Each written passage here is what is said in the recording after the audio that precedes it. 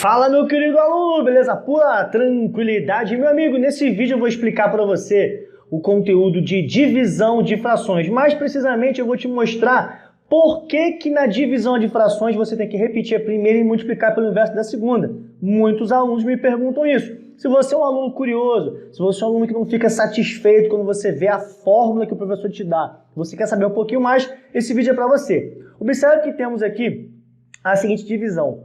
1/2 dividido por 1/8. Então, eu vou colocar aqui exatamente essa situação. Eu vou escrever, essas duas palavrinhas para ficar mais claro para você. Então, eu tenho aqui em cima meio, beleza? Temos aqui 1/2 ou meio, A gente chama só de meio. E aqui embaixo eu tenho 1/8. Então, a noção mais básica que a gente tem quando a gente fala da divisão, não somente a divisão de frações, mas da divisão, a pergunta é, quantas vezes, olha só, 1/8 cabe em 1/2? Beleza? Então, essa é a pergunta. Quantas vezes 1/8 cabe em 1/2? Essa é a pergunta básica de divisão. Vamos lembrar o seguinte, quando eu pego e faço essa divisão aqui, 10 dividido por 2, a pergunta é, quantas vezes o 2 cabe no 10, tá certo? Então aqui, quantas vezes o 2 cabe no 10. E aí a gente pode até mesmo utilizar a soma para representar, para responder essa pergunta, A multiplicação, a soma ou até mesmo a subtração. Quantas vezes o 2 cabe no 10? O 2 cabe no 10 5 vezes. Por isso, 10 dividido por 2 é igual a 5. Então, a gente pode usar essa mesma ideia aqui, da divisão normal para responder a divisão de frações. Observe o seguinte, aqui nesses dois desenhos que estão aí na tela para você, essa parte que está aqui em cima está representando a metade, 1/2 de 1 inteiro, e aqui embaixo eu tenho o mesmo inteiro, porém dividido em 8 partes. 1, 2, 3, 4, 5, 6, 7, 8. Vamos supor que essas 8 partes são 8 partes iguais, então essa partezinha aqui seria 1/8.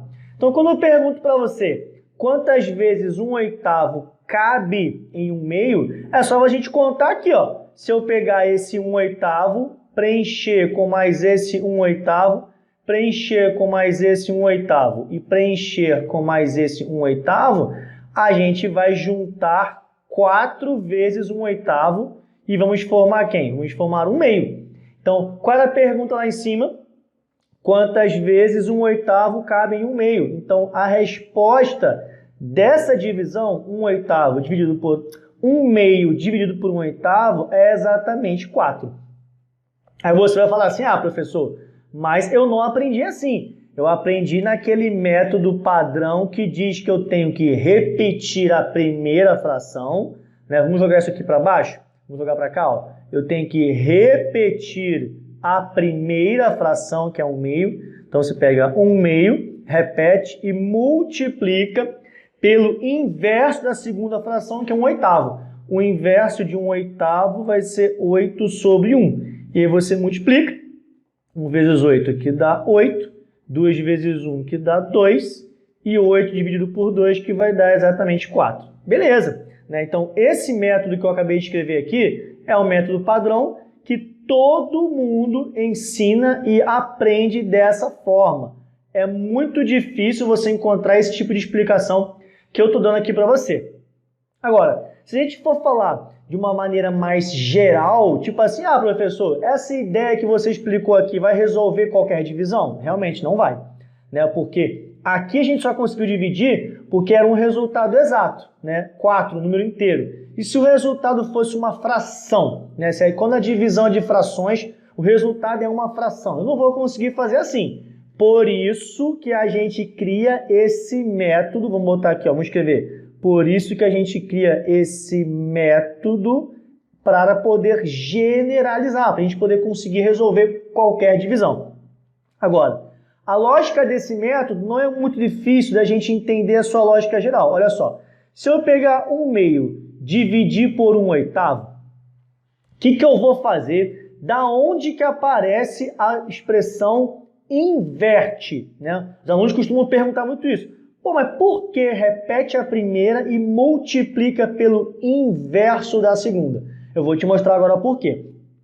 Olha só, quando a gente pega uma fração e divide por 1, o resultado é o número que está no numerador. Por exemplo, vou escrever aqui, ó, se eu pegar 3 e dividir por 1, qual é o resultado que vai dar? Vai dar exatamente 3, beleza? Se eu pegar, sei lá, 5 e dividir por 1, o resultado vai dar exatamente 5.